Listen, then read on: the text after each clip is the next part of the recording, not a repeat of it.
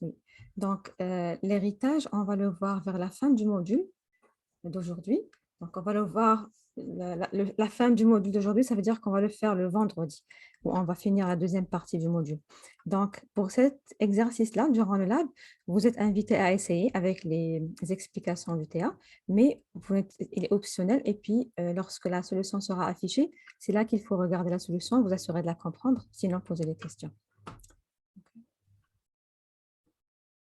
Madame, j'avais une question. Est-ce qu'on pourrait peut-être avoir comme le devoir 6 un peu plus en avance, comme ça on peut se prendre en avance? Parce que par exemple, moi, comme le devoir 6, Mhm. on le remet le lundi, le mardi, j'ai un examen de ITI, puis le reste de la semaine, j'ai comme 3 examens finaux. Donc, est-ce que comme on pourrait peut-être avoir comme le devoir comme peut-être vers la fin de cette semaine, comme ça on peut le commencer en avance, puis essayer de finir comme avant, comme ça on se prend par en avance, puis on n'est pas comme pressé par le temps? OK, je vais le faire. Donc, vous le voulez cette fin de semaine? Ben, le plus tôt, le mieux que c'est. Le plus tôt que je peux commencer, le plus que je peux me prendre en avance, comme ça me sert pas dans le temps avec mes examens finaux. Puis, Oui, parfait. Tu me l'as dit assez tôt, donc je vais vous le préparer. OK.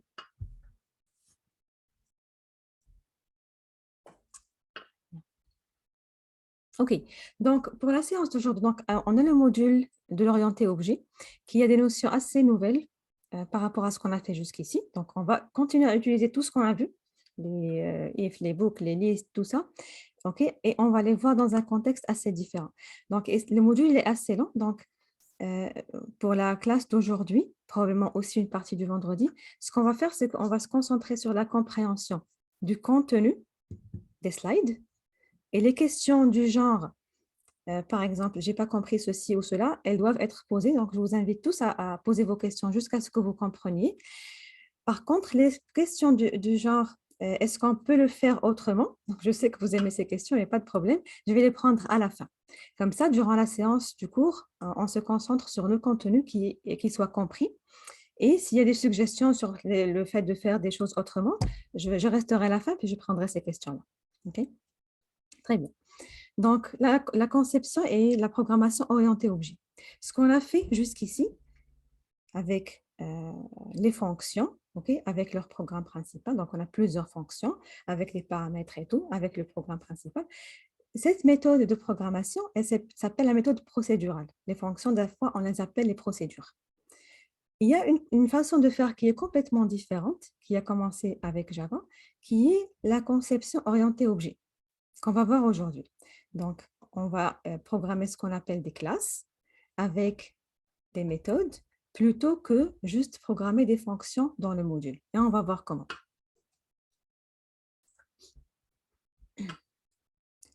Okay.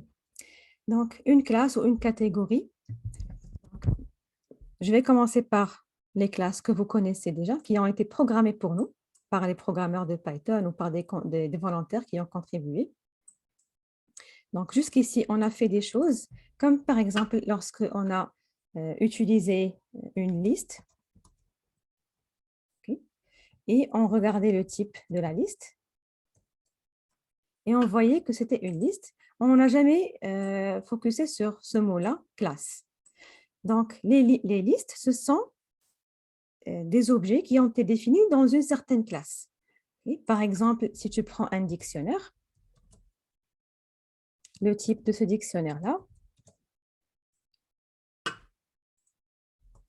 okay, c'est un dictionnaire, lui aussi, il a été défini dans une classe. Donc aujourd'hui, on va voir que nous aussi, on va pouvoir définir nos propres classes. Et comment le faire? Bon, je saute sur le module Turtle, je vous ai promis peu de Turtle, donc on va oublier ça. Et puis, on va passer au concept de la classe. Donc, avant de passer au concept de la classe, on va juste introduire le besoin en ça. Par exemple, si vous vous rappelez, donc on avait donné des exemples durant le cours sur le fait d'avoir un étudiant, okay, qui est enregistré à l'université dans un cours, plusieurs cours. Et cet étudiant-là, on a besoin d'emmagasiner les informations qui le concernent. Très bien. Maintenant, jusqu'ici, on avait stocké les informations d'un étudiant ou peu importe d'articles de magasin ou des informations quelconques, par exemple des listes. Okay. Maintenant, si on a un étudiant Donc, il y a un numéro, une note, plusieurs notes, examens, des devoirs, des labs, etc. Et qu'on a plusieurs étudiants. Et chaque étudiant, il a ces choses-là. Comment est-ce qu'on va pouvoir les stocker? Donc, on a dit qu'on ne peut pas le faire de façon à ce qu'on les mette dans des variables séparées. Parce que on peut avoir des milliers d'étudiants, en fait, je ne sais pas moi, 10 000 étudiants à l'université, etc. Donc, ce n'est pas quelque chose qui est gérable. Donc, pour emmagasiner ces informations, qu'est-ce que vous proposez? Une liste. Oui, Damien? Créer une classe. Ok, très bien. Hakim, si tu allais dire? Je vais dire un dictionnaire, Ok, ce qu'on a vu. d'accord, très bien. Donc, jusqu'ici, par exemple, on a vu les dictionnaires et justement, les dictionnaires, on peut stocker ces informations dedans. Donc, si moi, je prends un dictionnaire et chaque, par exemple, clé représente un étudiant, comment est-ce que je vais pouvoir mettre en même temps le numéro d'étudiant, la note de l'examen, la note du final, la note des assignments, des devoirs, etc. Comment je peux mettre tout ça? On peut mettre Oui, Hakim? le numéro d'étudiant sera la clé. Ok. C'est-à-dire, comment on l'écrit? Numéro d'étudiant, c'est la clé, c'est bon. Oui. Après, la note examen partiel, point, la valeur de la note. Après, note examen final, valeur, et ainsi de Ok. suite. Voilà. Très bien. Il y avait quelqu'un d'autre qui voulait contribuer? Je pense que la valeur peut être en liste Ok, c'est une solution aussi, oui. en tout. Donc, la clé sera le numéro, par exemple, l'étudiant, et puis la valeur, ça sera une liste. Ça aussi, c'est une bonne solution. Alors, les programmeurs... Dans un dictionnaire. Un dictionnaire dans un dictionnaire, on peut faire ça aussi. Donc, les programmeurs, lorsqu'ils ont commencé à programmer pour résoudre des problèmes de ce genre-là, le problème qui s'est posé, c'est que on a vu que pour accéder, par exemple, dans les listes, à une certaine valeur, on y accède avec, par exemple, L de 0, L de 1, L de I, n'est-ce pas? OK. Si maintenant, ces valeurs-là, elles ont au fait un nom, comme numéro d'étudiant, note de l'examen partiel, etc. Lorsqu'on essaie d'y accéder avec juste des index, 0, 1, 2, 3, on ne peut pas se retrouver à un certain moment, c'est difficile de se retrouver. Vous avez vu, par exemple, avec les matrices, la façon dont on a pu faire. Donc, par exemple, suppose qu'on voulait stocker les informations des étudiants dans une liste, une liste dans une liste. Donc, on aurait, par exemple, des listes comme ça. Pour chaque étudiant, il a une liste. Et tout ça dans une liste. Donc, on aurait une matrice. Et puis, pour accéder à un étudiant ici, à sa note, on devra aller avec M, par exemple, de 0, M0I, M0, je sais pas, 6, par exemple. Et on doit se rappeler que ce M0, par exemple, 6, eh bien, c'est la note finale. Okay? Ce qui n'est pas évident à manipuler. À certains moments, on va plus se retrouver. Donc, il nous fallait une solution qui est meilleure. Donc, justement, comme a dit Damien, c'est les classes. OK. Donc, comment est-ce qu'on peut faire? Très bien. D'abord, on va parler d'enregistrement, mais par la suite, on va parler d'objets. Donc, le mot qu'on utilise en programmation orientée objet, c'est des objets. On va juste en parler en tant qu'enregistrement de façon intermédiaire. Donc, on a par exemple un enregistrement qui contient toutes les informations qu'on veut. On a ici 4 informations. On peut avoir, comme ici dans le cours, vous avez ici de voir une dizaine de labs. On peut avoir autant de champs qu'on veut dans notre enregistrement. Et cet enregistrement-là, il va être le même pour tous les étudiants du cours. Donc, ils vont tous avoir un numéro, des notes, etc. Et on va stocker tout ça. Et une fois qu'on veut accéder à une information d'un étudiant, on peut y accéder avec le nom de cette information-là, qui est représentatif. Si par exemple c'est devoir 3, on va dire l'étudiant, okay, on va y accéder, comme on va voir plus tard avec l'opérateur point, devoir 3 ou point examen final, au lieu de juste donner des index I, J. OK, donc, oui, ça peut avoir bien sûr des types booléens, toutes sortes de types qu'on veut. OK. Donc, les enregistrements, les classes, bon, pour certains langages de programmation, ils appellent ça record, strat, etc. Dans les langages Python ou Java ou C++, on appelle ça des objets. Donc, c'est quoi les objets? C'est quoi les classes? OK.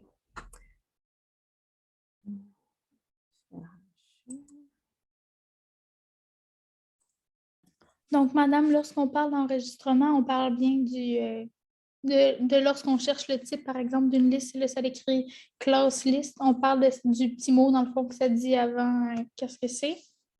Oui, justement. Donc, les programmeurs de Python, au fait, pourquoi est-ce qu'on a cet objet liste qui nous montre que c'est de classe list? C'est parce que les programmeurs de Python, ils ont programmé une classe list qui existe et que nous, on peut utiliser. Donc, si par exemple, je crée L1, L2, L3, ce sont toutes des listes. Elles appartiennent toutes à la même classe, qui est la liste. Okay? Et donc, ils auraient la même structure, sauf que chaque liste, L1, L2, L3, c'est ce qu'on appelle, on va appeler ça une instance de cette classe-là. Donc, L1, c'est un objet, L2, c'est un objet, L3, c'est un objet. Et ils sont tous de la même classe, du même type. Donc, moi, par exemple, suppose que je veux créer un certain objet et je veux faire sa conception. Donc, je n'ai pas encore d'objet. Je me dis, OK, je vais créer, par exemple, un objet téléphone. Donc, je viens ici et je vais créer une classe. Classe pour le téléphone. Et je me dis, OK, bon, je vais avoir plusieurs... le téléphone, il va avoir, par exemple, plusieurs attributs. Par exemple, il va avoir la taille de l'écran, par exemple. Il va avoir une résolution. Il va avoir une certaine mémoire selon le prix du téléphone. Par exemple, avoir une couleur, etc. Donc, j'ai plusieurs choses. Donc, ça, je n'ai pas encore défini c'est quelle couleur, c'est combien de mémoire, etc. Ça, c'est la classe. Okay. Maintenant, une fois que j'ai la classe qui est définie, je peux venir et commencer à justement créer des instances de cette classe-là. Donc, c'est comme si j'avais défini la classe liste. Maintenant, je vais créer une liste L1, L2, L3. Je pourrais venir ici. Madame, c'est quoi une instance? Oui, c'est justement ça. Donc, par exemple, L1, c'est une instance de la classe liste. Donc, la classe liste, elle est abstraite. Si je te dis, par exemple, regarde ici. Regarde ici. Donc, si je vais dans ici, je vais fermer ça et ouvrir un nouveau. Donc, si je viens ici, la classe liste, on sait qu'elle existe, n'est-ce pas? On sait que la classe liste existe. Mais est-ce que j'ai une instance de cette classe-là? Est-ce que j'ai une L1? Est-ce que j'ai un L? J'ai aucune liste, j'ai aucune instance. Ça ne veut pas dire que la classe n'existe pas, elle existe. Comment je sais qu'elle existe? C'est parce que je peux venir créer un objet de type liste et dire, par exemple, L ou L1, c'est la liste vide. Il ne va pas me sortir d'erreur, ça veut dire que la classe liste existe. Je peux vérifier ça en disant, c'est quoi le type? Il me dit, c'est liste. Donc, oui? L1 est l'instance de la classe liste? Oui, oui. Okay. Exactement. Donc, la classe, elle peut exister, comme quand j'ai ouvert ça. La classe, elle existe, des listes. J'ai aucune instance, j'ai aucun objet. Ça ne veut pas dire que la classe n'existe pas, elle est définie pour nous, sauf qu'on ne l'a pas encore utilisée. Dès que je commence à créer de nouveaux objets de ce type-là, ce qu'on appelle des instances, 1, 2, 3, 4, j'ai maintenant, bon, la classe, elle est encore là, et j'ai des objets. L1, c'est une instance. L2, c'est une instance. Et elles sont différentes, mais elles sont du type de la même classe. La classe, c'est comme un blueprint. Oui, voilà, Moustapha, exactement. Donc, la classe, c'est comme un gabarit. C'est comme ta conception, tu te dis, c'est comme ça que je vais faire. Mais tu ne l'as pas encore construit, aucun objet de cette classe-là. Donc, justement, si on revient à notre... Madame? Oui? C'est-à-dire, là, on va faire nos propres classes, c'est ça? Voilà, Mais exactement. est-ce qu'après, elles seront sauvegardées, on va dire, dans Python ou non? C'est-à-dire, à chaque fois, on devrait refaire. Non, tu les sauvegardes dans un module, tout comme on l'a fait pour les fonctions. OK, mais c'est-à-dire, ils n'existent pas au préalable. Oui, il n'existe pas jusqu'à ce que tu programmes la classe. Puis une fois que tu l'as sauvegardée dans un fichier .py, la classe va exister. Dès que tu l'exécutes et que tu, justement, crées des objets de cette classe-là, dans ce cas, tu auras la classe, bien sûr, que tu as définie avec les objets que tu viens avec l'exécution que tu viens de faire. Donc, ici, par exemple, j'ai objet. En général, je mets comme ça parce qu'en anglais, c'est comme ça. Object. Donc, par exemple, téléphone 1. Et il peut avoir, justement, certaines valeurs. Donc, la taille, maintenant, je peux la définir, 10. Bon, je ne sais pas ce que ça veut dire 10. La résolution, quelque chose fois quelque chose. Oui. Par exemple, la mémoire, etc. Donc, une certaine mémoire, la couleur, je ne sais pas moi, la couleur bleue, etc. Donc, dès que je commence à définir ces choses-là, comme la liste, j'ai mis des valeurs dedans. Dès que je commence à définir ces choses-là, j'ai un objet, j'ai une instance. Même chose, je peux le faire avec un autre objet. Objet 2. Il va y avoir des valeurs différentes à chaque fois. Donc,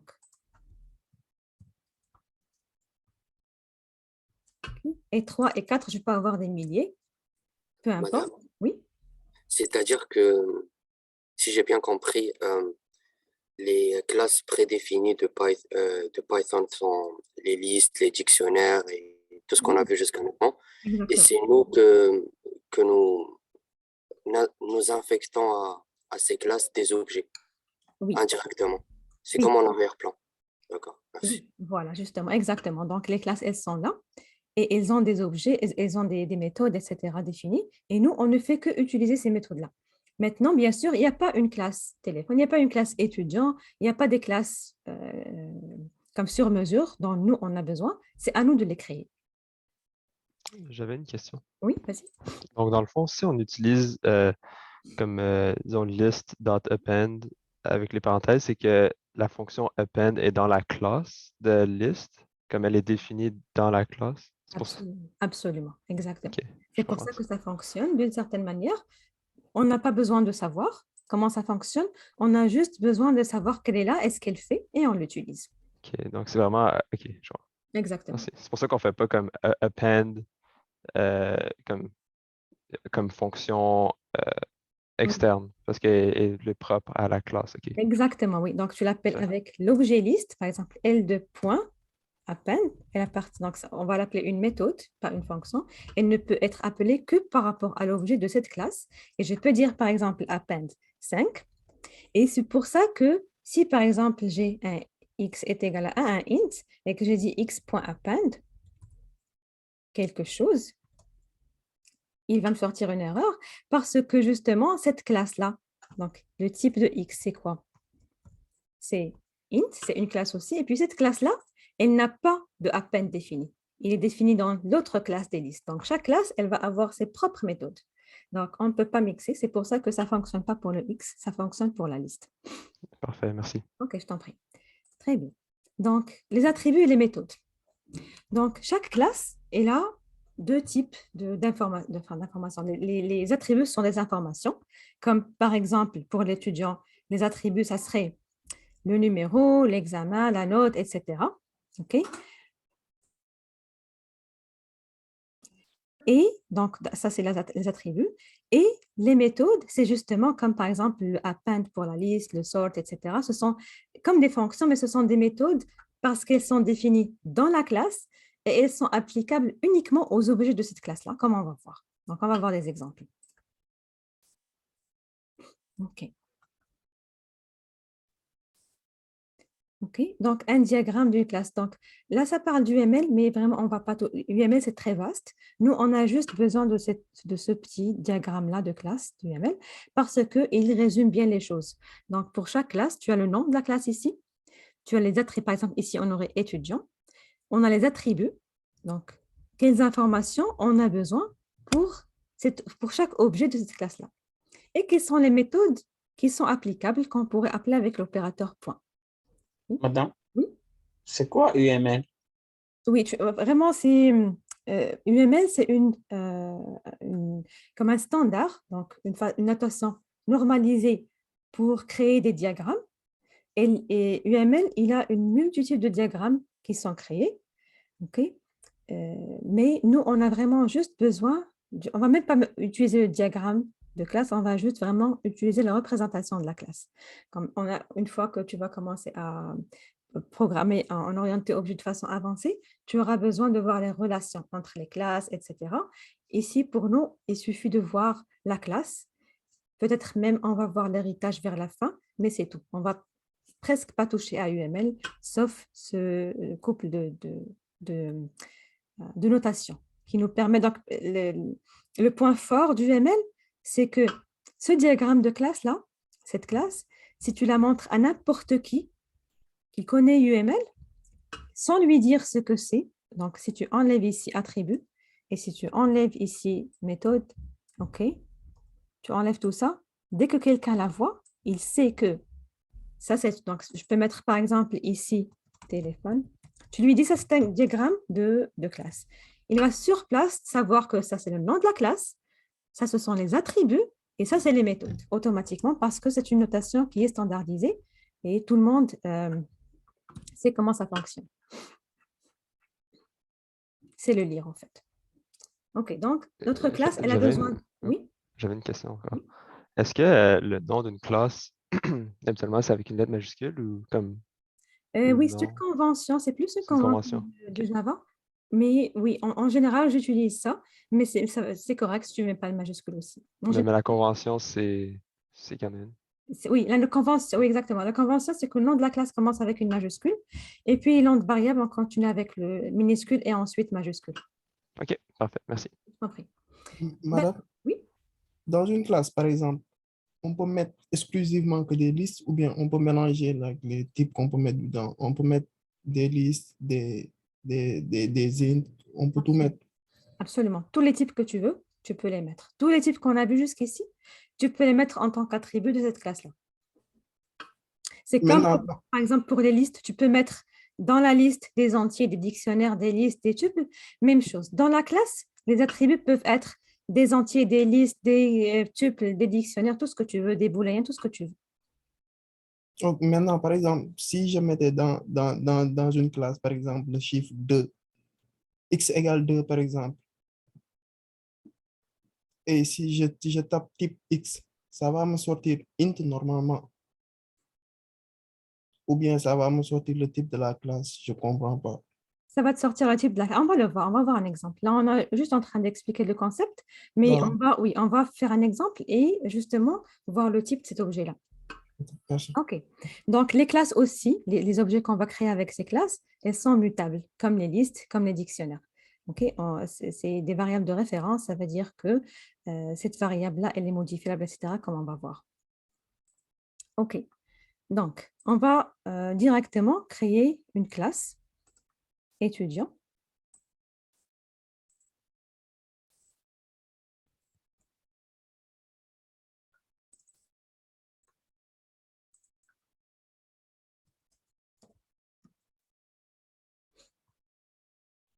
OK, et puis, on va appeler ça, par exemple, étudiant. OK. Donc, tout simplement, on peut venir ici et dire classe étudiant. OK. Et puis, elle aura besoin de parenthèses. Je vais dire que, par exemple, dans la docstring, c'est classe qui, par exemple, gère les informations des étudiants. Okay. Maintenant, j'ai une classe. Save. OK, maintenant, j'ai une classe. Très simple, elle ne fait rien du tout. Puis, on va voir après comment donc on va le faire étape par étape. Pour l'instant, on va appeler un étudiant, donc créer un nouvel étudiant, mais il ne va pas contenir grand-chose parce que la classe étudiant, elle est vide pour l'instant. Donc, je peux venir ici et dire étudiant, je peux prendre par exemple Alexis. Okay, c'est un étudiant.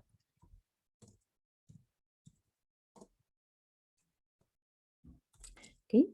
Donc là, je suis en dehors de la classe, je suis dans le programme principal. Donc, je vais juste mettre ça ici, programme principal. Donc, ma classe, elle ne contient pas grand-chose. Et j'ai défini un étudiant. OK, je n'ai pas fait grand-chose. Très bien. Maintenant, je peux, par exemple, aller définir un autre étudiant. Par exemple, Catherine est égal étudiant aussi, de la même classe. Madame, est-ce que le rôle de la classe, c'est comme une base de données? Non, c'est plutôt comme, une conception, c'est comme un moule. C'est comme un moule qui te dit, voilà comment tu vas créer tes objets qui sont de ce type, de cette classe-là. Ils vont, par exemple, comme on va voir, ils vont avoir par exemple des notes, des moyennes, etc. Donc, c'est comme un moule que tu conçois et tu vas l'utiliser pour gérer les objets d'un certain type. Si tu veux des objets d'un autre type, tu peux créer un autre moule pour ces objets-là. Donc, si je D'accord. prends, par exemple ici et que je dis le type de... Ok, il me dit c'est une classe étudiant. Mais il ne contient jusqu'à l'instant aucune information. Je peux après venir et dire, par exemple, définir le numéro, l'examen, donc les notes, etc. On va définir une couple, par exemple. Donc, point numéro. Donc, tous les étudiants, ils leur font un numéro. Voilà, 1, 2, 3, 4, 5, par exemple. Et même chose, par exemple, point num Madame, étudiant. Oui, vas-y.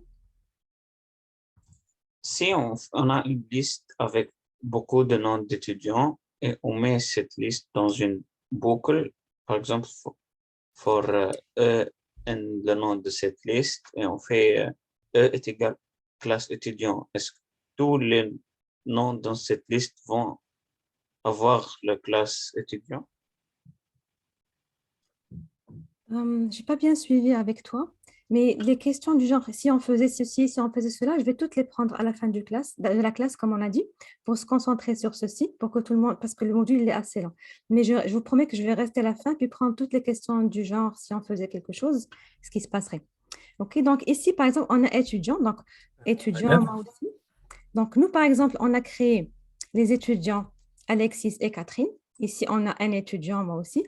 Donc, chaque étudiant, c'est une variable de référence.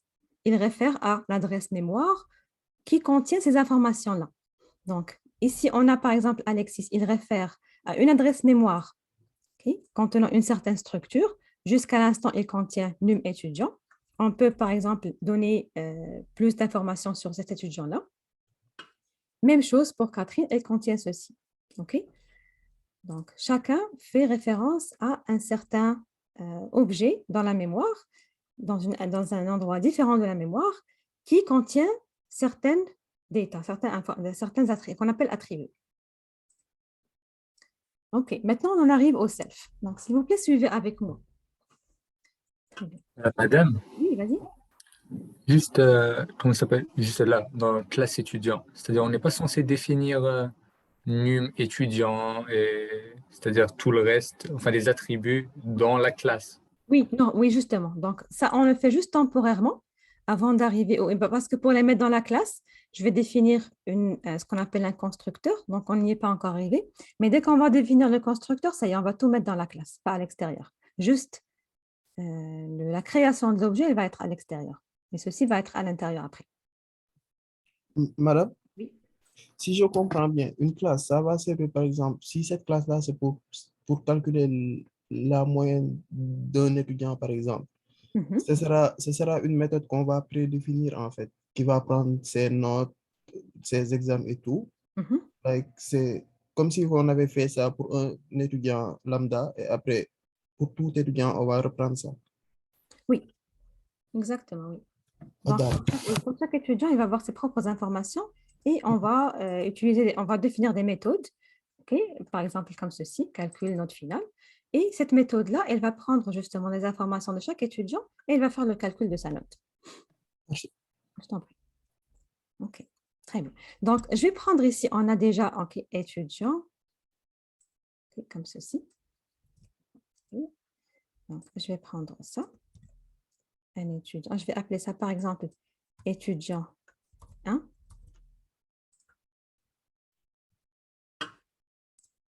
OK.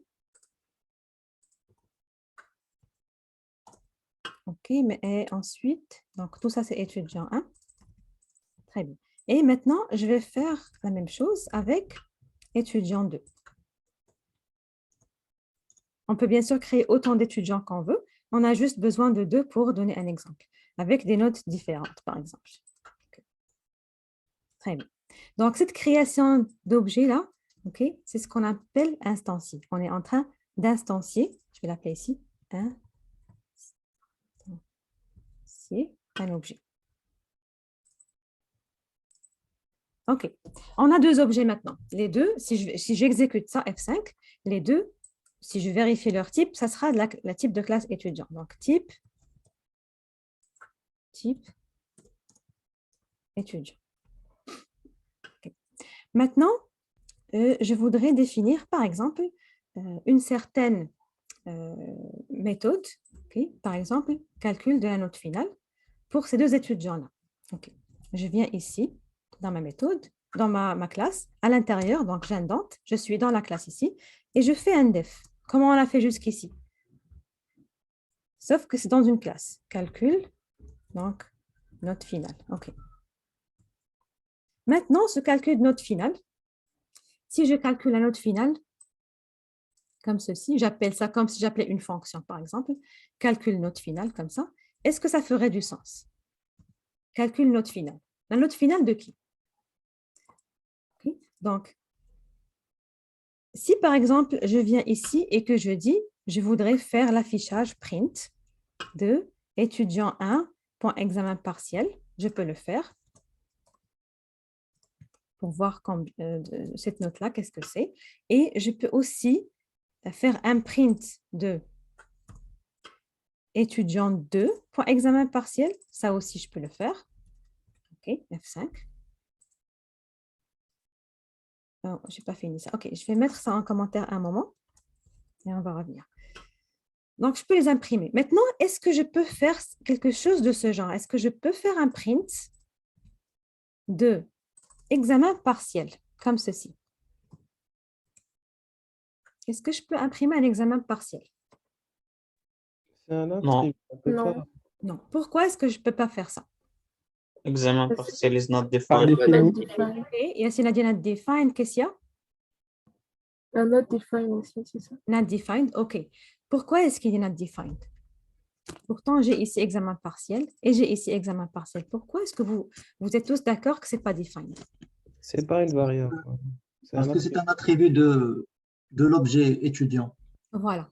Parce que si par exemple vous êtes tous dans le cours, vous avez tous des notes de devoirs, de tests, etc. Donc, je peux dire, par exemple, Ala, point, note devoir 1. Je peux aussi dire Akram, point, note devoir 2. Mais est-ce que je peux dire devoir 2?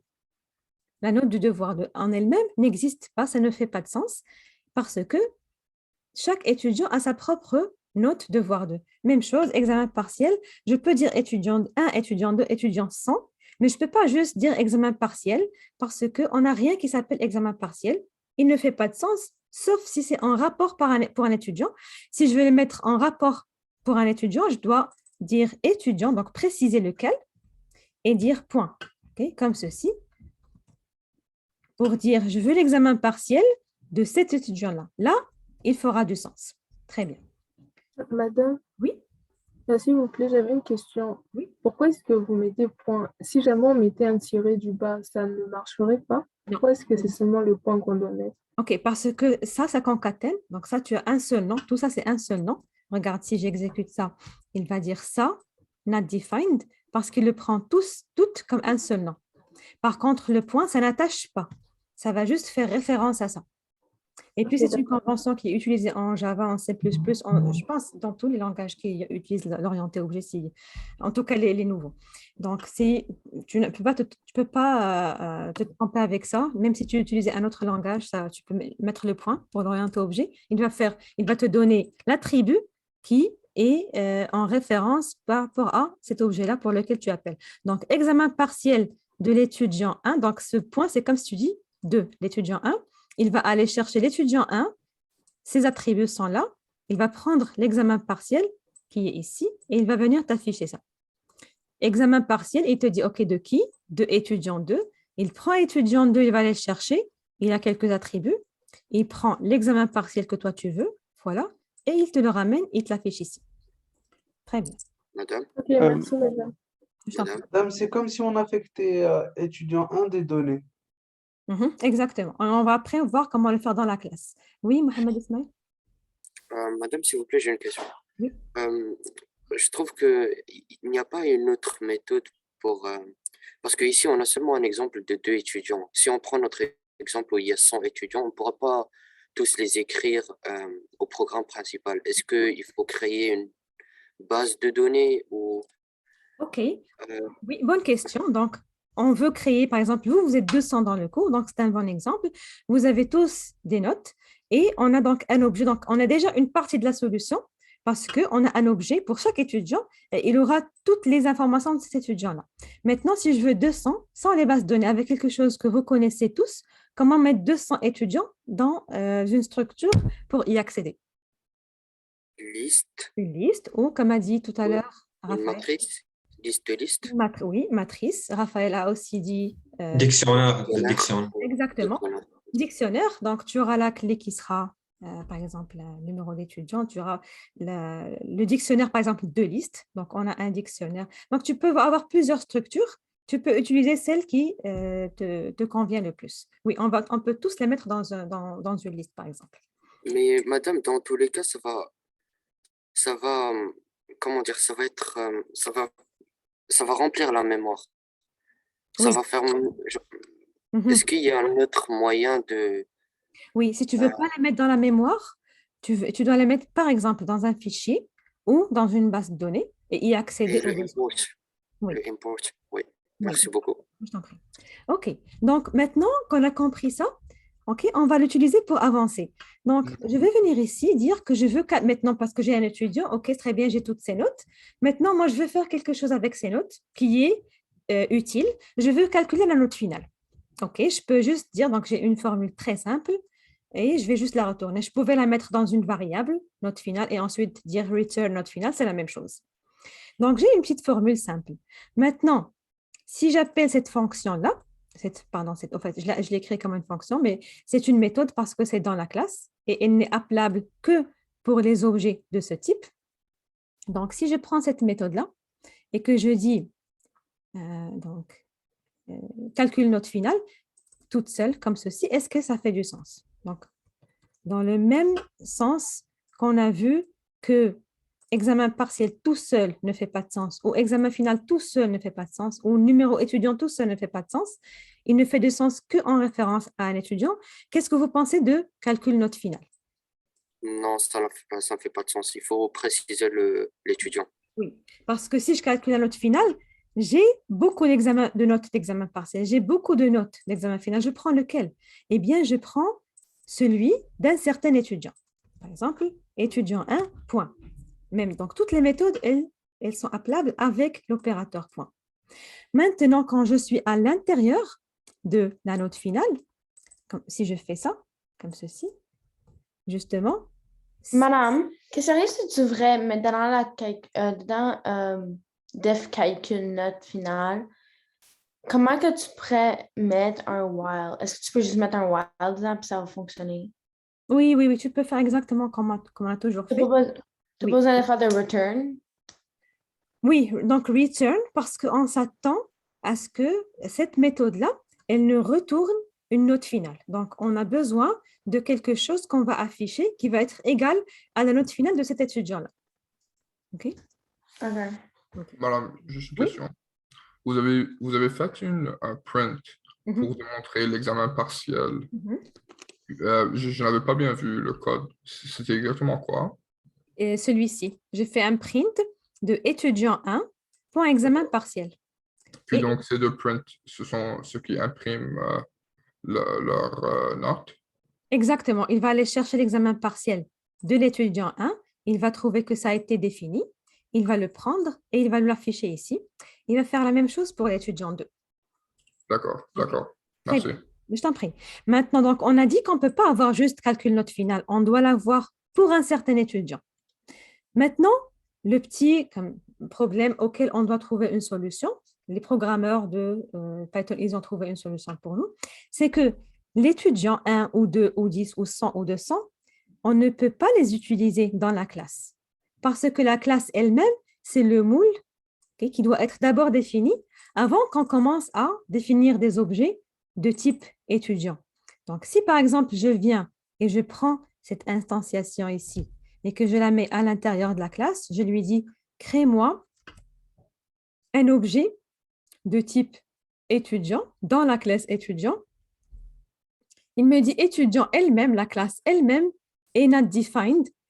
Et il a raison parce que à ce point-là, quand je suis rendue ici, je n'ai pas encore fini la définition de l'étudiant.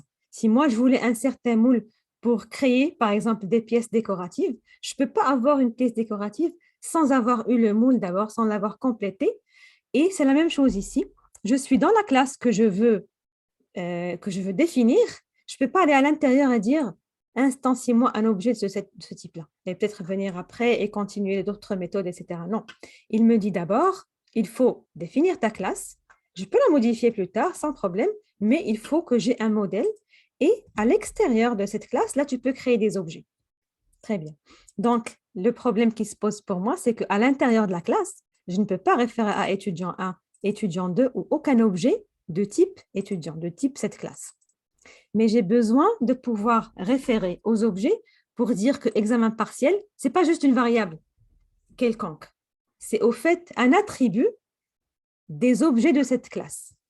Parce que je peux venir ici et dire, par exemple, A est égal 0.2 et utiliser A comme variable. Okay. Comme on a fait dans les fonctions qu'on a fait jusqu'ici, tout ça va s'appliquer. Tout ça, c'est correct. Je peux venir ici et dire B, c'est juste une variable, ce n'est pas un attribut comme examen partiel, etc. C'est juste une variable qui dans la valeur est 0.8 et venir ici dire, OK, B fois examen final. Mais le A ici et l'examen partiel, ils sont traités de la même manière alors que le A, il est en rapport à rien, c'est juste une variable temporaire. L'examen partiel, c'est en rapport à quelque chose. C'est en rapport à l'étudiant 1, l'étudiant 2, l'étudiant 3 que je ne peux pas utiliser dans la classe. Donc, on est venu, on a dit, OK, dans la classe, on va utiliser une variable conventionnelle qui s'appelle self, qui veut dire l'objet lui-même, self, qui va être donné en paramètre à toutes les méthodes et qui réfère à n'importe quel objet. Elle réfère à étudiant 1, 2, 3, 4. Donc, comment savoir c'est quel objet qui va être référé? Eh bien, on va le savoir lorsqu'on a fait l'appel à cette méthode. Qu'est-ce qui va se passer quand on va faire l'appel à cette méthode? On va venir, on va dire self. Regardez, je n'ai pas donné de paramètres ici. Je l'ai donné uniquement ici parce que ce que Python va faire, c'est qu'il va prendre cet étudiant-là. Hein? OK. Et il va venir ici, il va remplacer le self avec cet étudiant-là. Et tout ce qu'il va faire pour exécuter cette méthode, il sera en rapport avec étudiant 1. Donc, ça sera self, qui sera étudiant 1. Okay. Et le deuxième self, donc à chaque fois qu'on a self, on a au fait étudiant 1. Donc, examen partiel de qui? De étudiant 1. Donc, ça va être celui-là. Examen final de qui? De étudiant 1. Donc, ça va être celui-là. Donc, dans la classe elle-même, on aura self, self, self. On n'aura pas un étudiant spécifique, on n'aura pas un objet spécifique. Okay? Et à l'extérieur, on spécifie l'objet et automatiquement, Python va aller remplacer self à chaque fois par l'objet qui appelle. Donc, avant de prendre ta question, si je viens ici et que je dis maintenant étudiant 2, est-ce que je dois redéfinir calcul note finale pour lui? Non. Je dois juste dire que c'est étudiant 2 point calcul note finale et la même méthode, elle va servir. Parce que maintenant, self, ça va tout simplement être étudiant 2. Examen partiel de qui? De étudiant 2. Examen final de qui? De étudiant 2. Et je peux l'appeler avec étudiant 100. Il va prendre étudiant 100 au lieu du self et travailler avec, oui. Madame, pourquoi on ne met pas tout simplement calcul note finale entre parenthèses étudiant? OK, parce que si tu prends, parce qu'il y a deux problèmes. Si tu prends étudiant 1, tu veux dire comme ça? Non, en bas. Dans étudiant 1 point calcul note finale. Ah, OK. Ici, au fait, c'est un autre, c'est différent. Ici, si tu mets étudiant 1, comme ceci, okay, ça va être une fonction, pas une méthode, et ça sera applicable à n'importe quel objet qui existe, alors que nous, en orienté objet, en programmation orientée objet, on ne veut même pas que Python, l'interpréteur, il considère l'exécution de cette méthode pour un objet qui n'est pas de type étudiant. Ça appartient à étudiant, donc c'est une méthode dans la classe, et tu ne peux même pas l'appeler pour un autre objet, de quelque autre type que ce soit. tu peux pas l'appeler pour un int, tu peux pas l'appeler pour un dictionnaire, tu peux pas l'appeler pour téléphone, tu peux uniquement l'appeler pour étudiant. Et donc, ce point-là, quand l'interpréteur le voit, il va vérifier automatiquement d'abord le type de ça. Si c'est un étudiant, OK, tu es un étudiant, tu as accès à la méthode calcul note finale. Tu as accès à toutes les méthodes qui sont ici. Donc, OK, c'est très bien, je vais exécuter cette méthode pour toi. OK, tu n'es pas un étudiant, je t'ai appelé avec un autre objet. Non, tu ne peux pas l'avoir parce que tu n'es pas de type étudiant, automatiquement. D'accord. Je ne comprends pas le self. Like, je comprends pas ce que ça fait. Je vais réexpliquer self. Okay? Et ensuite, précise-moi si tu n'as pas compris. Essaie de me préciser exactement le problème que tu as avec. Donc, je vais réexpliquer. Donc, oui, attends une seconde, s'il te plaît. Au fait, désolée, je pense que tu avais la question avant, n'est-ce pas? Je pense que tu avais parlé avant. Qu'est-ce que tu voulais dire? Madame, je voulais juste parler de quand on a appelé la fonction. Pourquoi on n'a pas utilisé le paramètre? Oui, OK, donc très bien. Donc, la réponse pour ta question, elle va être avec la réponse pour Sarah, parce que c'est la même chose. Donc, ici, Madame? une seconde. Donc, une seconde, je vais répondre aux deux et ensuite, je prends ta question. Donc, ici, si je ne mets pas le self, je l'enlève comme ceci. Okay? Et j'exécute. Il me dit, regarde, on va lire l'erreur. Calcul note finale, elle prend 0 argument, 0 paramètre. Argument, c'est paramètre. Okay? Oui, c'est vrai, effectivement, elle prend 0 paramètre. Mais, un argument, un paramètre a été donné. Est-ce que moi, j'ai donné un paramètre? Regardez.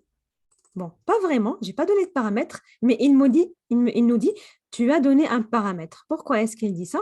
Parce que, tout simplement, comme on a dit, il prend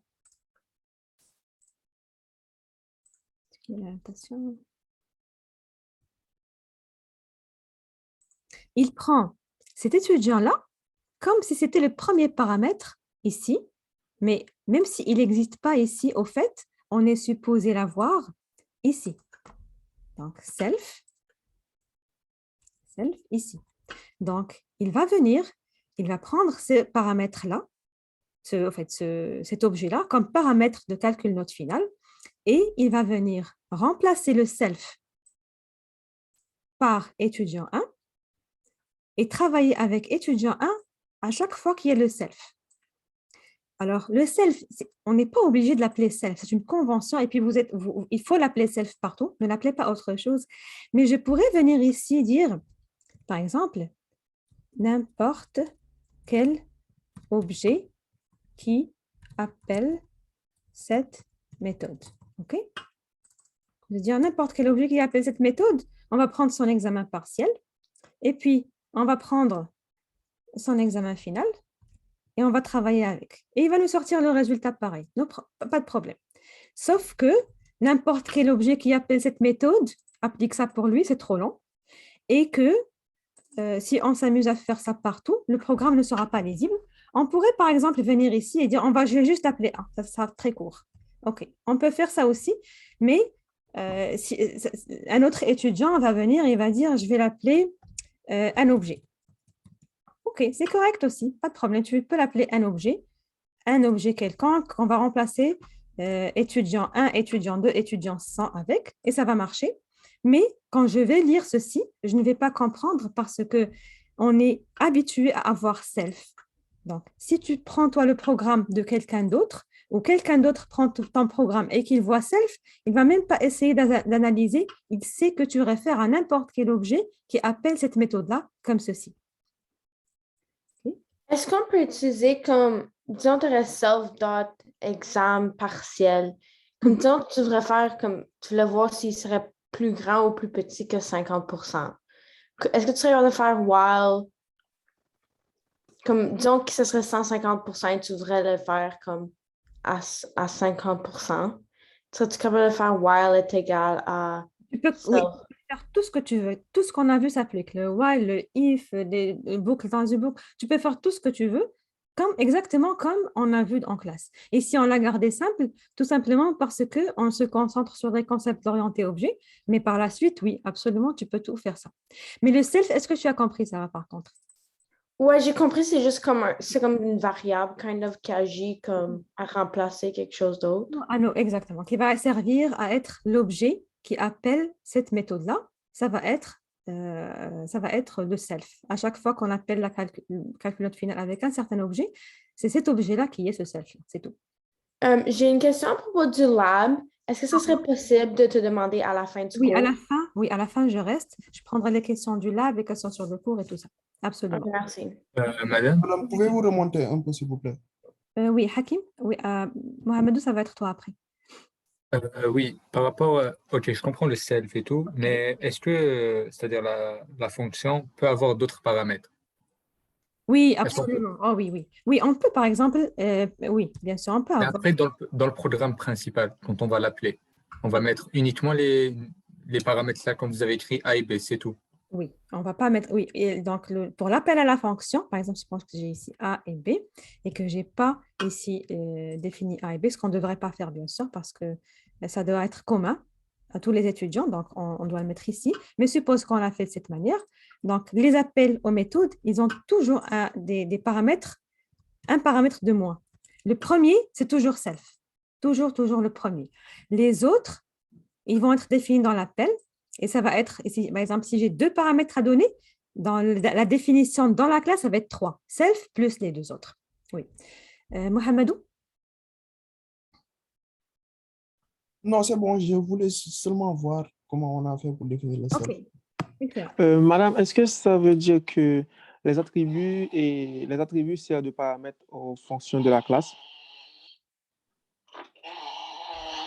Non. Les attributs, on va les voir dans un moment. On va faire init. En fait, les attributs, c'est ça. Les attributs, c'est l'examen partiel, l'examen final, numéro d'étudiant. C'est ça, les attributs.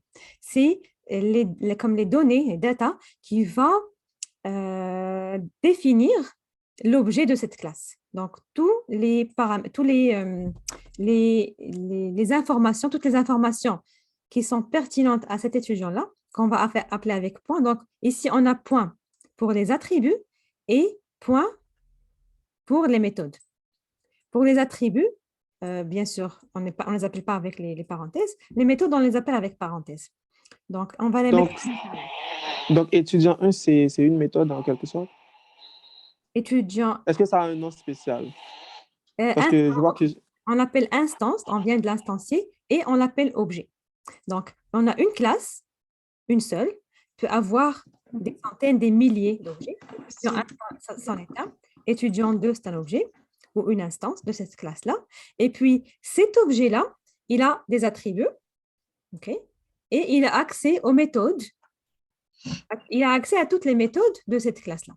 Okay? Donc, OK, j'ai compris. Merci. Très bien. D'accord. Maintenant, en fait, j'aimerais voir avec vous pour justement ne plus faire ceci à l'extérieur de la classe, on veut le faire à l'intérieur de la classe. Je fais juste... Madame, vous pouvez nous montrer si par exemple on exécute avec x point la fonction.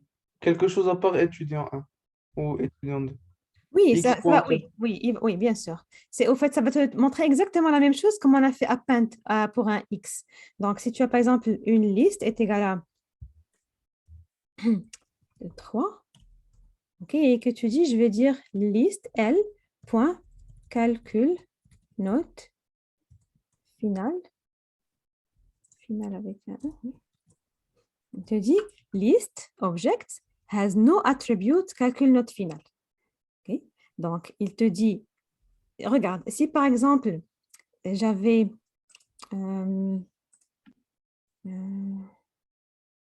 étudiant, donc étudiant 3 égale à étudiant, comme ceci, et je dis étudiant 3 point calcul note finale, okay.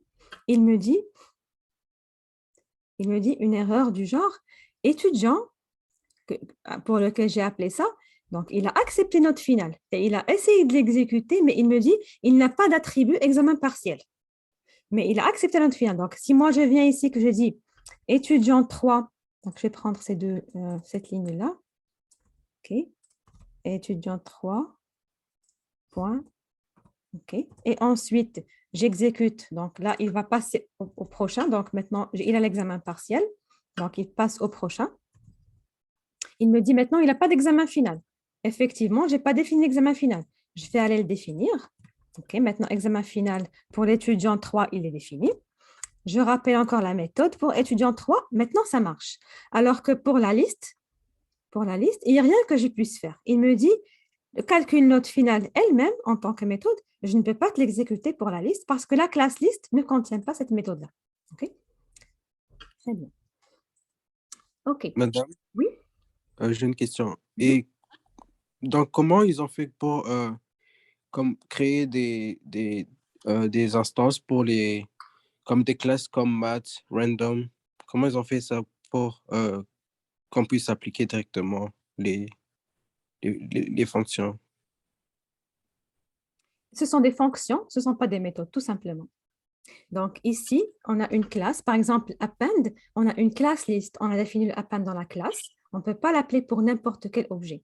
Ici, on a défini une classe étudiant, on a une calcul note finale, méthode, qu'on ne peut pas appeler pour d'autres objets. Par contre, si tu prends ton devoir 5, là où tu as fonction sélective 1 ou 2, c'est une fonction, ce n'est pas une classe, donc tu as fait un import dans un autre fichier, D5P2, et tu as appelé cette fonction-là, et tu peux le faire, tu peux lui donner ce que tu veux en paramètres. Si tu ne respectes pas que ce soit une matrice, tu auras peut-être une erreur, etc. Mais il va appeler la fonction et il va essayer de l'exécuter. Donc, quand c'est une fonction, tu l'appelles pour n'importe quoi. Ça pourrait marcher ou pas marcher selon ton programme. Mais lorsque tu as une classe, tu ne peux pas appeler les méthodes pour un objet de type d'une autre classe. OK? Donc maths, c'est pas une classe. C'est une librairie de méthodes, de fonctions. Ah, ok, oui. Donc, tout ce que tu appelles avec l'opérateur point, ça provient de classe. Tout ce que tu appelles avec la fonction et tu donnes des paramètres sans l'opérateur point, ce sont des fonctions. OK, donc on continue. Oui, dernière question et on continue. Oui, Hakim. Oui, par rapport à, on va dire, comment ceux qui ont fait Python, c'est-à-dire par exemple là, pour créer une classe, on est obligé de l'initialiser et tout. Oui. Mais par exemple, si on crée une liste, on sait comment le faire. Comment ils ont fait pour que, ça veut dire, si on met type de L, ça nous sort directement liste? Comment ils ont fait pour dire que oui, si tu écris comme ça, ben, ce sera une liste? OK, donc ça, c'est complètement en dehors du module et puis on peut discuter à la fin, Hakim, OK? Très bien. Donc, on a ici un étudiant, OK, et on a quelques méthodes. Donc, on a vu méthode calcul note finale. On peut avoir une autre méthode affiche. Elle fait juste des prints et c'est correct aussi. Très bien.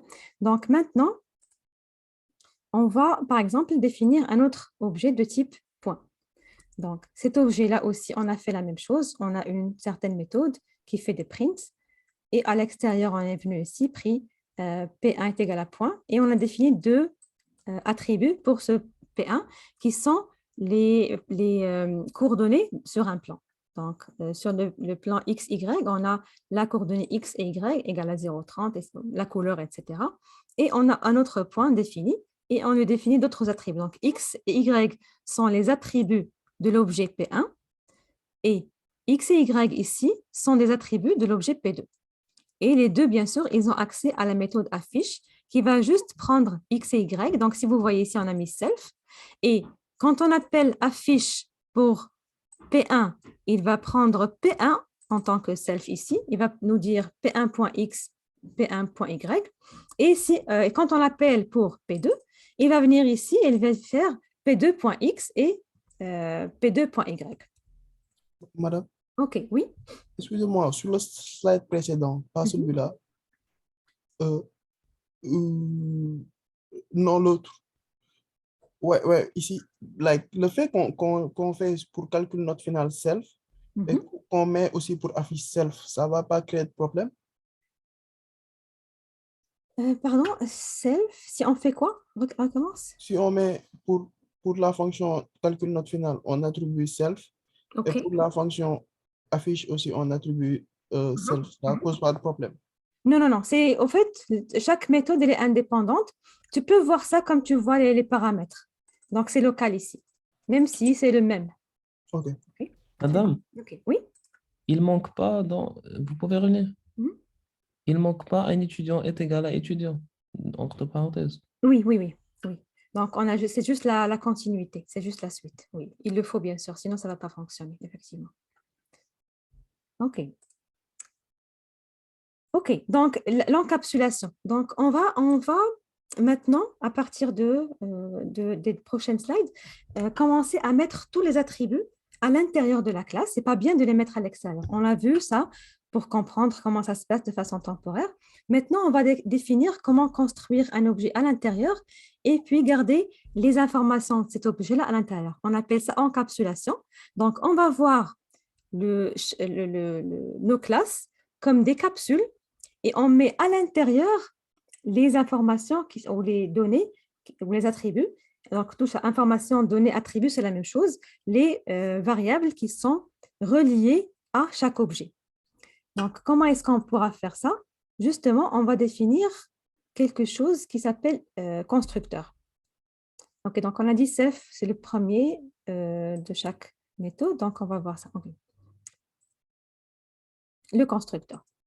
Alors, le constructeur, tout simplement, ce qu'on va faire, c'est qu'on va définir une méthode qui s'appelle init. Donc, c'est une méthode pour laquelle on n'a pas le choix de nom. Elle s'appelle init parce que Python, il dit qu'elle s'appelle init. Le premier paramètre, c'est le seul qui est obligatoire, c'est le self. Et 2 points comme toujours. Maintenant, on ne veut plus venir ici définir des choses qui sont en relation avec les attributs à l'extérieur, on veut le faire à l'intérieur de la classe. C'est ici que ça doit être. Et parce qu'on ne veut pas que les utilisateurs ils viennent et commencent à faire des choses qui définissent nos classes à l'extérieur de notre classe. On veut contrôler ça. Donc, je vais enlever ça aussi de l'extérieur de la classe et on va maintenant les faire à l'intérieur. Donc, init, c'est la méthode d'instanciation d'objets.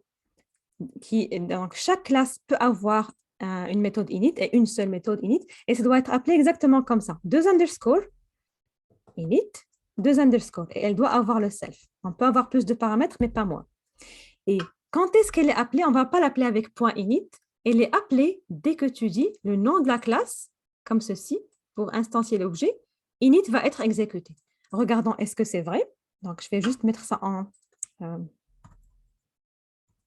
commentaire et je vais voir, est-ce que c'est vrai qu'on a exécuté init?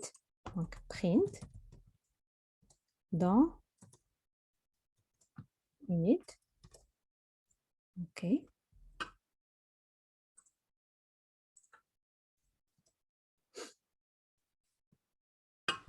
Examen partiel. OK, je vais mettre ça comme j'ai pas encore défini. On n'a pas encore défini l'examen partiel final, on va le faire.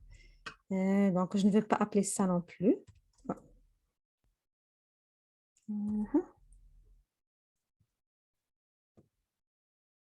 OK.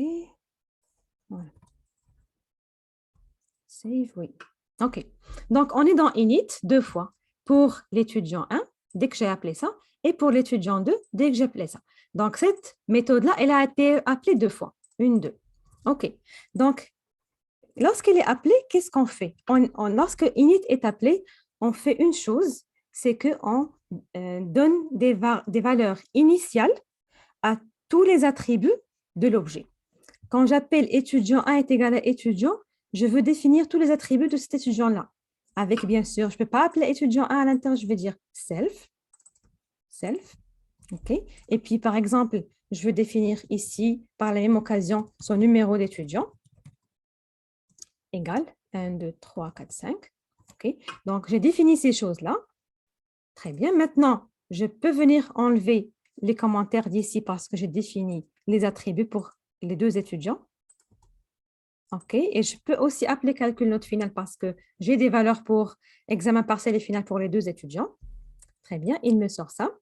Donc, maintenant, le problème que j'ai, c'est que, regardez ici, l'examen, la note finale pour étudiant 1 et étudiant 2, elle va être toujours la même.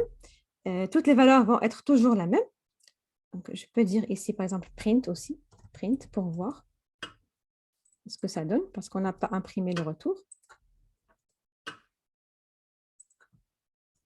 OK. Et donc, le problème qu'on a, c'est que ça va être les mêmes valeurs.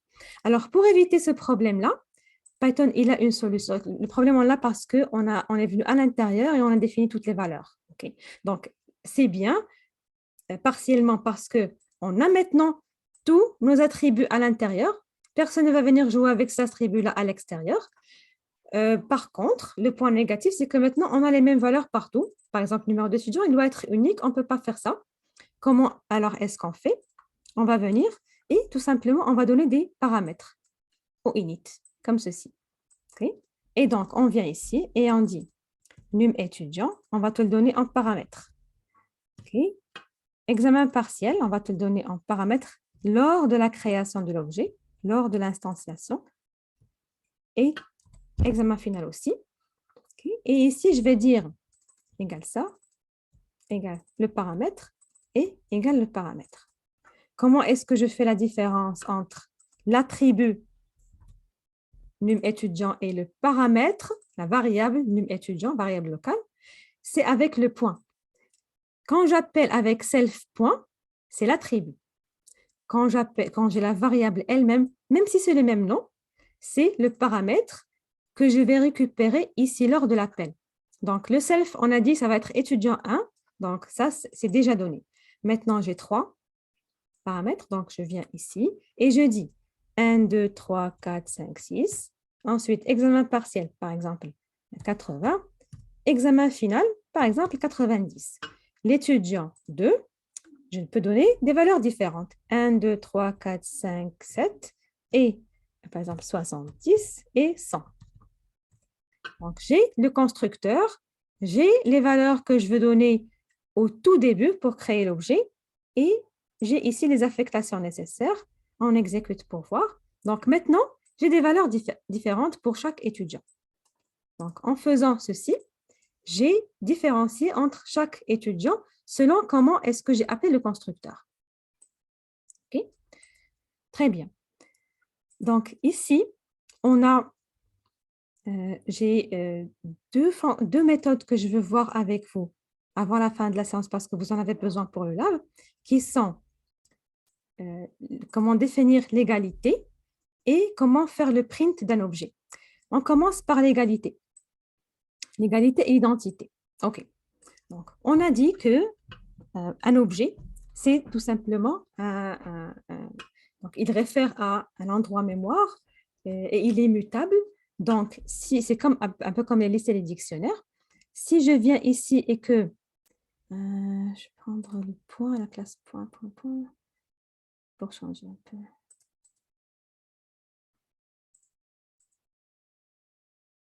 Non, celui-là est déjà défini. Donc, peu importe, je prends l'étudiant. Si je viens ici et que je dis étudiant 3, OK?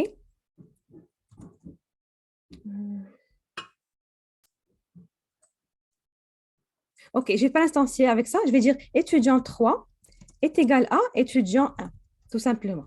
Okay? Si je fais ça et que j'exécute, est-ce que étudiant 1 is étudiant 3, ça va être vérifié à votre avis? Étudiant 1 is, d'après ce qu'on a vu jusqu'ici pour le is. L'identité. Oui. Parce que, exactement, parce que je les ai définis avec égal.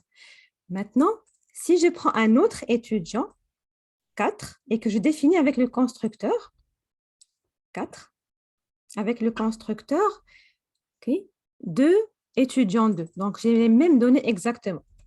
Et que j'exécute. Est-ce que j'aurai étudiant 2 is étudiant 4? Donc, je l'ai défini avec le... Non, voilà. Je l'ai défini avec le constructeur et il a les mêmes valeurs, mais il ne pointe pas sur l'endroit mémoire de étudiant 2. Ce sont deux objets indépendants et donc, je n'ai pas le is. Maintenant, est-ce que j'ai l'égalité? Étudiant 2 égal, égal. Est-ce que j'ai le égal, égal? Oui. On devrait, parce qu'on a les mêmes valeurs.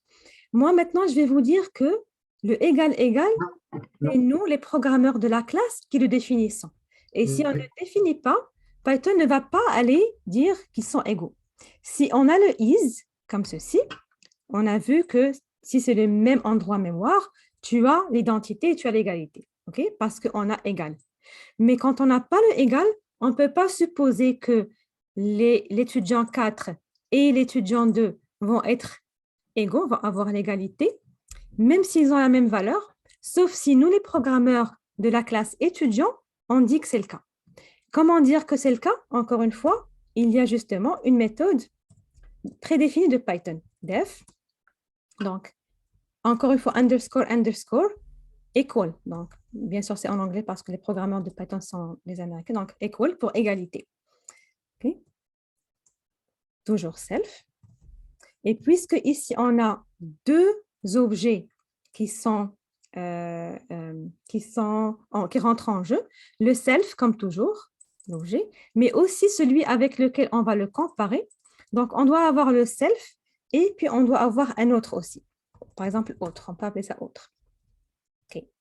Maintenant, on va définir quand est-ce qu'on va avoir l'égalité. On peut dire égalité, une variable booléenne, égalité, égale. Okay. Donc, comment on veut définir? Est-ce qu'on veut que toutes les notes soient les mêmes? Est-ce qu'on veut que quelques attributs soient les mêmes? C'est nous qui allons choisir. Donc, l'égalité, c'est nous qui allons, il va retourner un booléen, puis c'est nous qui allons choisir. Donc, par exemple, ici pour l'étudiant, qu'est-ce qui ferait du sens? Qu'est-ce qui serait logique? Ici pour le point, on a dit si le X est des deux objets et le Y des deux objets, c'est le même, retourne-moi true. Sinon, retourne-moi false. Maintenant, ici, on a choisi aussi d'inclure la couleur. On veut qu'ils aient le même X, le même Y, la même couleur pour considérer que c'est les mêmes objets. Pour l'étudiant, qu'est-ce qu'on veut? Qu'il soit respecté. Le numéro étudiant? Oui, je dirais la même chose moi aussi. Self.num étudiant. Num étudiant. Mais madame? Égal, une seconde. Autre point num étudiant. OK, si tu es le programmeur et que tu veux dire non, je veux que le numéro d'étudiant soit le même, l'examen partiel, en fait, je veux que tous les attributs soient les mêmes, c'est correct aussi, et tu peux le faire. Okay? Madame? Ici, oui? Mais du moment qu'il a le même numéro étudiant, c'est la même personne, du coup, pas besoin de comparer les autres. Oui, justement. Donc, par exemple, tu veux enlever les duplicats d'étudiants. Tu as des étudiants qui ont été dupliqués et tu veux les éliminer ou tu veux les combiner dans un seul objet. Donc, tu vas aller prendre chaque deux étudiants qui sont égaux, qui ont le même numéro d'étudiants. Ça veut dire que l'un est de trop et tu vas l'éliminer ou alors tu vas combiner avec l'étudiant existant, etc. Donc, return égalité. Égalité. Donc, maintenant, je vais recomparer étudiants, on a dit 2 et 4. Maintenant, c'est true. Donc, avant, il nous disait false parce que ce n'est pas le même objet, il ne pointe pas dessus et ce n'est pas le même endroit. Mais moi, ça y est, il dit ce n'est pas égaux. Moi, je ne sais pas comment comparer ça pour toi. Mais si nous, on définit l'égalité avec le equal, il vient et il compare ce que nous, on veut comparer, qui est le numéro d'étudiant seulement pour nous. Il nous retourne ça. Okay? Et on l'a ici. Très bien. Donc, le égal, le equal, on ne va pas l'appeler avec le point. Aussi, on l'appelle avec le égal, égal. Okay. Maintenant, la troisième fonction qui existe déjà de Python, c'est celle qui fait le print. Donc, regardez une chose assez drôle. Donc, si on vient ici et qu'on fait quelque chose qu'on a pris jusqu'à l'instant, on l'a pris pour acquis. On fait print de n'importe quoi et nous le print. Mais ça aussi, il y a un programme derrière. Donc, si moi, je dis print étudiant 1, s'il te plaît, pour moi, c'est très facile. Il va juste imprimer étudiant 1. Mais lui, il ne sait pas comment imprimer étudiant 1. C'est ma classe. Et il te dit, je ne sais pas comment tu veux imprimer ta classe. Il te dit, OK, voilà. C'est le mieux que je puisse faire pour toi. Je te dis étudiant, objet, blablabla. OK. Donc, il te dit, si tu veux imprimer convenablement, définis ça. Okay. Heureusement, il y a aussi une méthode Python, def. Donc, vous avez deviné, c'est underscore, underscore au début. Et on dit représentation. Madame? Oui? S'il vous plaît, je voudrais savoir, pour par exemple la fonction underscore égale pour l'égalité, vous n'avez pas appelé ça dans la fonction principale. Ça a mis l'autre aussi. Est-ce que ça veut dire que ça s'exécute automatiquement dès que c'est de la classe étudiant, ça va directement faire ça? Oui, exactement. Les trois, au fait, s'exécutent automatiquement. La première, elle s'exécute quand tu dis étudiant. La deuxième, elle s'exécute lorsque tu demandes est-ce qu'ils sont égaux avec le égal, égal. Et la troisième, elle s'exécute avec le print. Donc, quand moi, je définis représentation et quelqu'un exécute ma fonction print, tout simplement, elle va aller chercher. Donc, si elle ne trouve pas ça, elle nous sort n'importe quoi. Mais s'il trouve ça, elle te dit, OK, tu l'as défini, je vais te le sortir comme toi tu veux. Donc, encore une fois, vous avez deviné, on a le self. Et il te dit, qu'est-ce que tu veux que je t'imprime? Tu ne peux pas faire print ici, ça ne va pas marcher, ça doit être return. OK? Return, quoi? Donc, on doit retourner une chaîne de caractères. Toujours pour représentation, ça doit être une chaîne de caractères, c'est à toi de la construire. Tout simplement, je peux dire imprime quelque chose. OK, je peux faire ça. Imprime quelque chose, ça va être la même chose pour tous les étudiants. Donc, je vais faire print étudiant 2 aussi. On va voir que c'est la même chose pour l'instant parce qu'on n'a pas fait de différence encore. Mais, puisque ça ne sert à rien, on va aller faire quelque chose de convenable. On peut dire, par exemple, étudiant, 2 points, comme ceci. Et puis, concaténer ça avec quoi?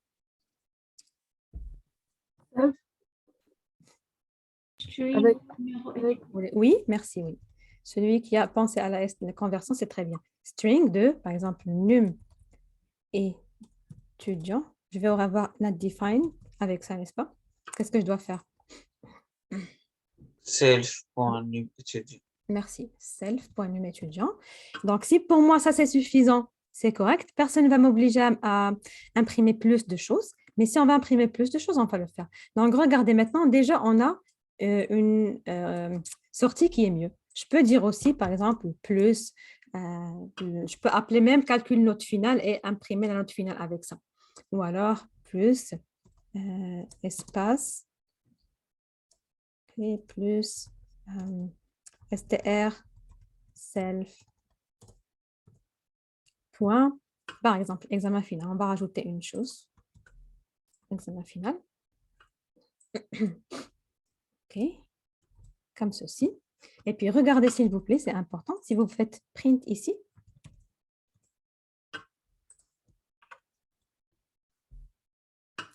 return non-string, il doit te dire non-type. Okay? Donc, il ne faut pas faire print, il faut faire return parce que c'est comme ça que la fonction elle est définie. Il faut mettre un return. Return de quoi? Return d'une chaîne de caractères. Comme ceci, voilà. Très bien. OK.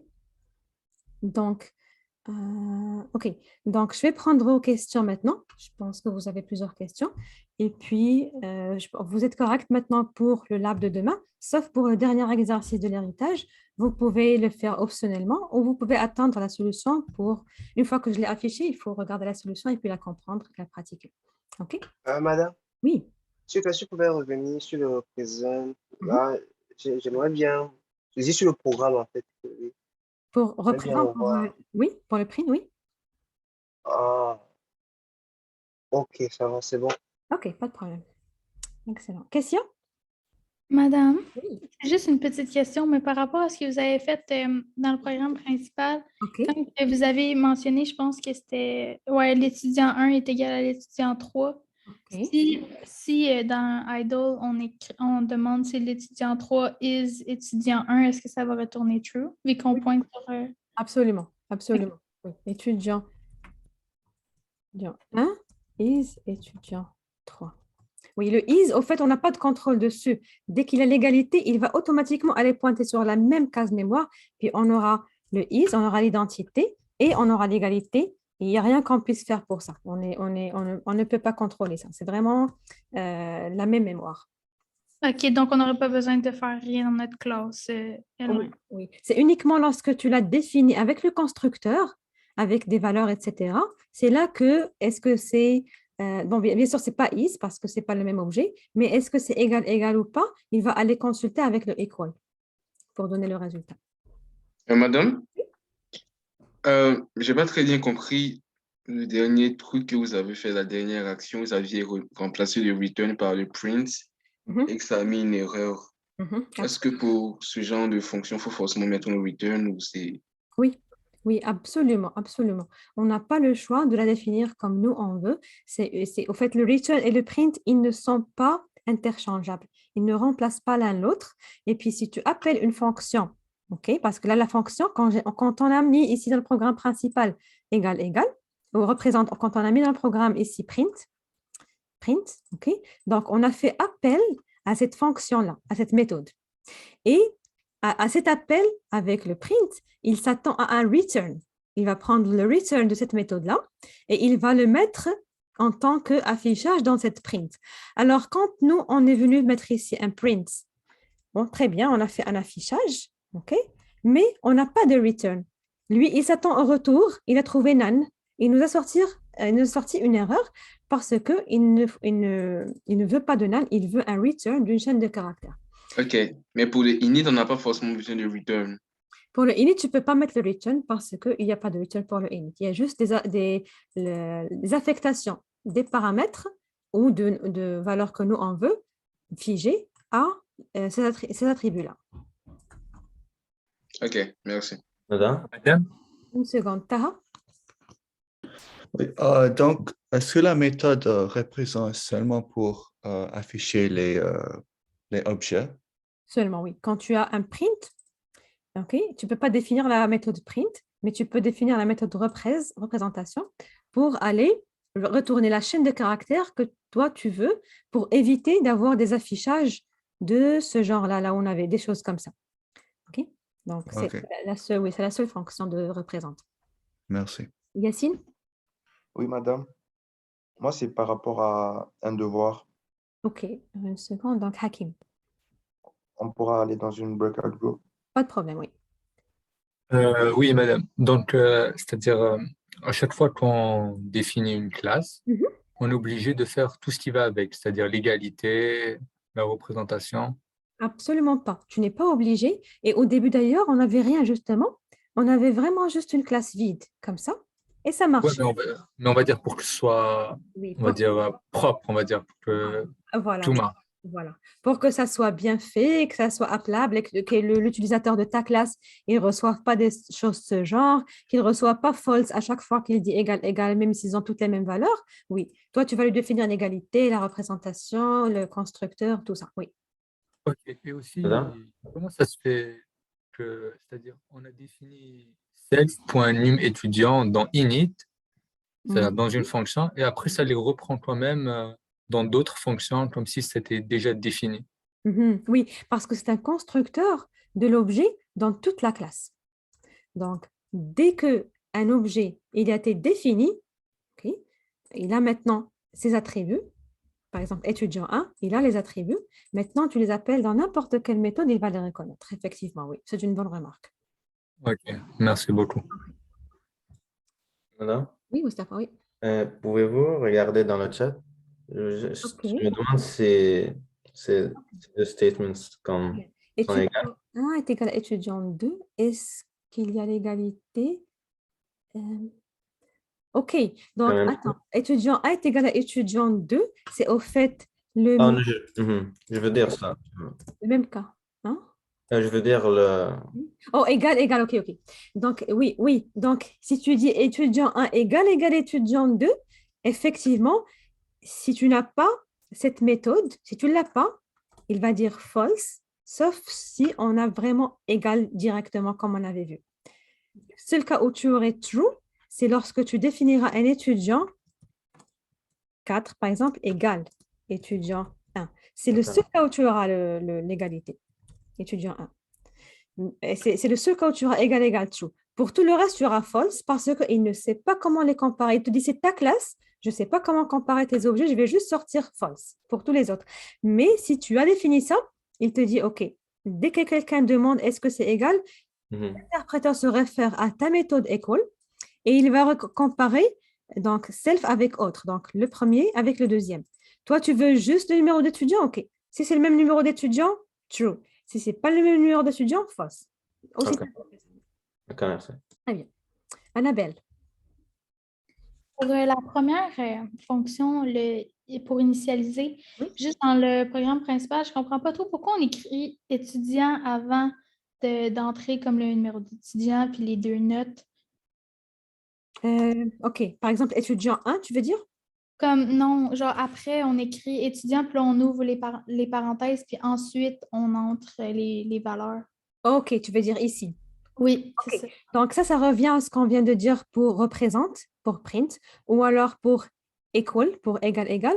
C'est la même chose. Le init, il ne va pas l'exécuter juste comme ça, il va l'exécuter dès que toi, tu appelles le nom de la classe étudiant. Entre parenthèses, il va bien sûr le self, on a dit c'est le premier paramètre, ça va être étudiant 1.